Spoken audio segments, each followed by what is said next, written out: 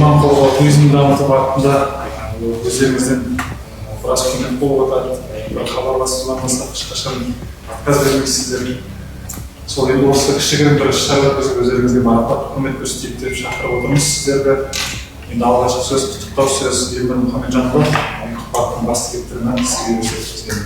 Келген командаларыңызға көп бітсін, мына істеп жатқан жұмыстарыңызға Алла тағала берекесін берсін.